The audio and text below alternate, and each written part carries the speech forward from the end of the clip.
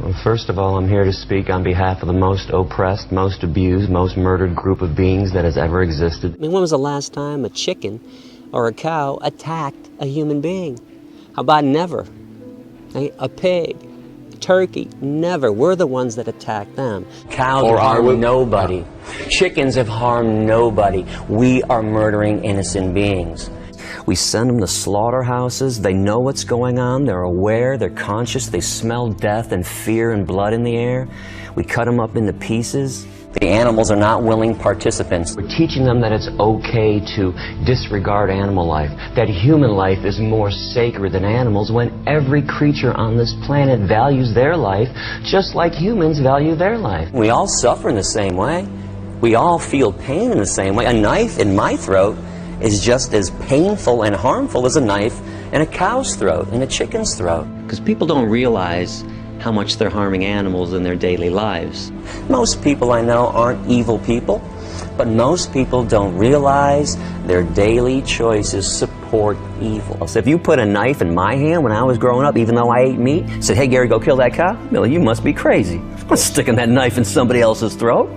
So we pay other people to do it. So I want to reach those people that are passively evil, that passively take part in this, and that's the masses.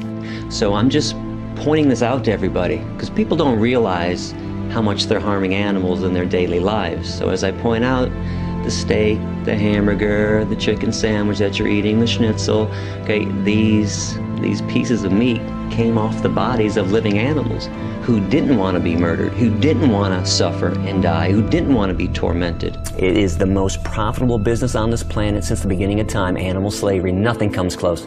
Not cars, not gasoline, not oil, not computers. Nothing compares to the amount of money being made off the backs of animals, literally.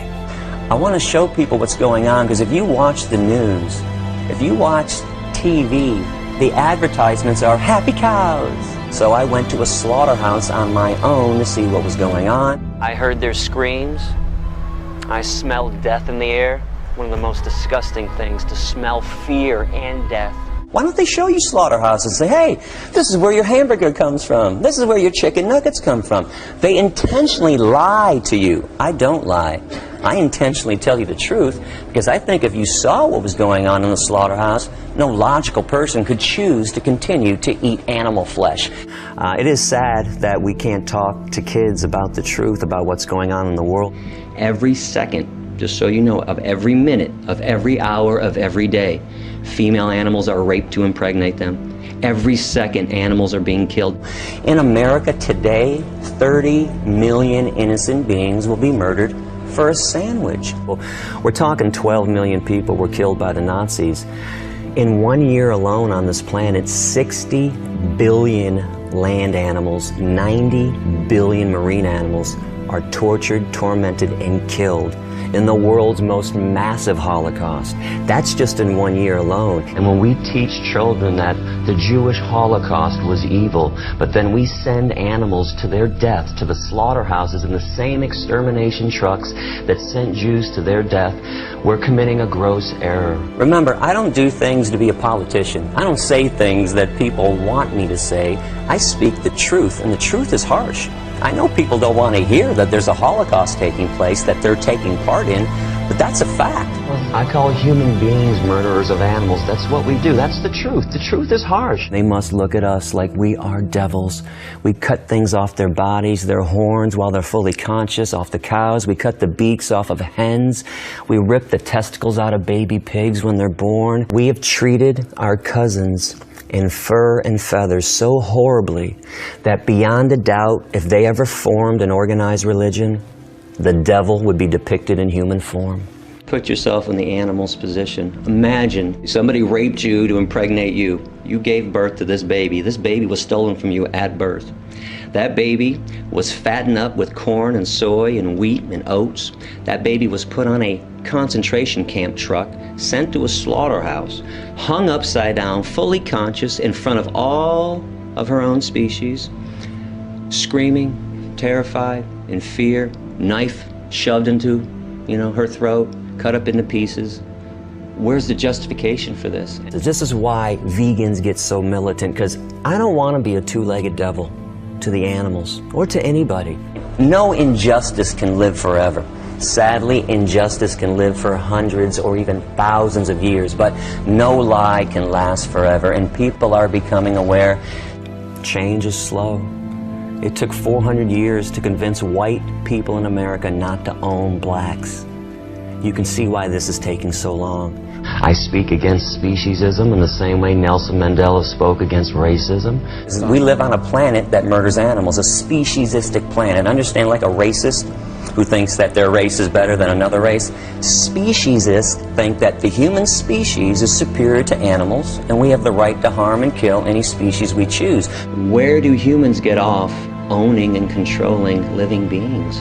Do you know that if you took humans off this planet, the extinction of humans would benefit everything that exists, the animals, the forest, the air, the water, the mountains? If the bees disappear, everything falls apart. This is how special and valuable bees are to the world. The issue is we just need to change the way we view animals. We have to realize humans aren't the only beings on this planet, and we're not more important than animals. Because this is the first form of the hatred humans are taught. Racism, sexism, anti-Semitism, heterosexism, these are branches of hatred. The root is speciesism. When you're a kid growing up, you're taught, hey, be nice to the dog, be nice to the cat. But that cow, that chicken, yeah, he doesn't count. Just kill them, screw them. Be nice to the horse. Be upset when somebody poaches a rhino. Be upset if somebody cuts the fins off of a shark. Hey, but that turkey, kill him. It's Thanksgiving, it's a holiday. So the kid is confused growing up. So when we get down to talking about discrimination and why it's wrong, where it comes from, it all stems from that somebody looks and acts differently than you. If you taught a child growing up that, hey, just because that chicken looks differently than you do, that chicken has every right to live. That spider has every right to live, just like you do. How is that child going to grow up and look at a different person who's a different size, shape, and color? How is that kid going to look at that person in hatred, with violence? Speciesism, by eradicating that, we can bring peace to this planet. You said my steak. I'm very big on language. That steak was never yours. Okay, that steak is a euphemism, by the way. That's cow flesh. That flesh belonged to another living being. So we always want to say leather when it's cow skin. Even the terms bacon. What's bacon? You mean pig flesh? 75% of the animals on this planet are herbivores. Of course. But why do we try to justify human behavior based on lion behavior or shark behavior? Notice you have clothes on. And I notice that you have a cell phone and you have a computer. It is unfair to pick one thing that lions do that you want to mimic when you don't want to mimic anything else they do. You notice that convenient argument? We just want to do what the lions do when they eat antelope. You put a 2-year-old child in a crib with a bunny rabbit and an apple? Let me know when the child eats the bunny rabbit and plays with the apple. We are purely herbivorous. We have no carnivorous or omnivorous instincts whatsoever. It's an unfair comparison. You're not a lion. And just so you know, lions are carnivores. Humans are not. We are herbivores 100% up and down physiologically. If your jaw moves from side to side in a grinding motion and you chew, you're 100% herbivore. If you were a meat eater like a lion, your jaw would only go like this, up and down, rip and swallow. If you sweat through your pores to cool yourself, you're herbivore. See, the problem that I have is when people lie about why they harm animals, that animals don't think, that they can't feel, that they're not smart, that I need my protein, that we can do it in a humane way. See, we can't throw this word humane out there when we're talking about rape, torture, and murder. You can't put the word humane next to it. So if I go and meet a woman at a bar, I buy her some drinks, I bring her some flowers, I take her back and put on some soft music, some Teddy Pendergrass, and we dance and we look in each other's eyes, and I slip her a date rape drug and rape her. Is that humane? Why not? She didn't feel a thing. See, because the act of rape is evil, okay? The act of murder is evil. You can't do it in a nice way. Okay, we have to stop thinking that there's a nice way. In fact, you know what the nice way to kill is? Not to kill. That's a nice way. I noticed that religious people love to worship things that we created in God's name. The Bible, the Quran, Stars of David, the cross, but nobody worships anything that God created. The water, polluted, the air, polluted.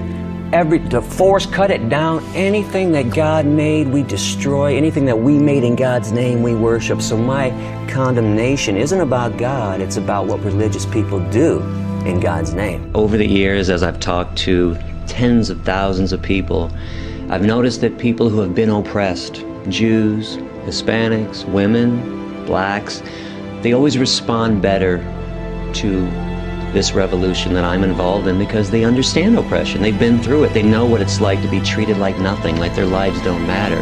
People who have been harmed understand why it's wrong to harm somebody else. So I want to eradicate the lies and get down to the issues at hand. I'll show you hospitals full of people with heart disease, cancers, diabetes, osteoporosis, kidney problems, etc., all stemming from animal protein, the main cause of every major disease on this planet. Now, here's what I love about the health benefits of veganism. When you're being altruistic, you should never expect anything in return. Right. When you're vegan, you get a lot of great things in return. Your health, you're good to the earth. Because let's face it, the worst form of environmental destruction is animal agriculture. That's right. So there are some great benefits and kickbacks, but without a clear conscience, without mental health, we can't have physical health.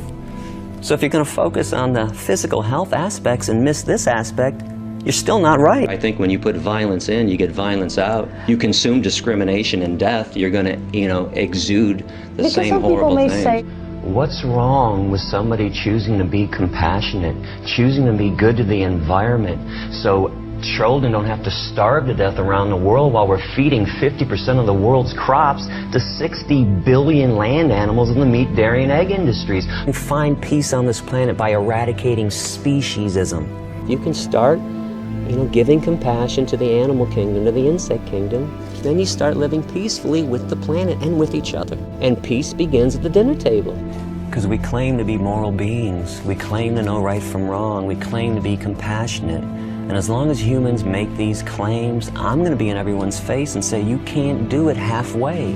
The path to peace is through veganism. So it's logical to want to be vegan, to want to reduce and eliminate pain and suffering. Once I point it out to people, most people, sane people, logical people, make that next step. It's thrilling to know that people are paying attention and making massive change. And as we go back in time and look at all the other people that we adore now, collectively, we all agree, Gandhi and Dr. Martin Luther King and all these people, Rosa Parks and Cesar Chavez, they were not loved during their time. They were despised. They wanted to make change, massive change. It's only later on that a society looks back at revolutionary activists and says, oh, man, he was great. He was just trying to bring peace and justice.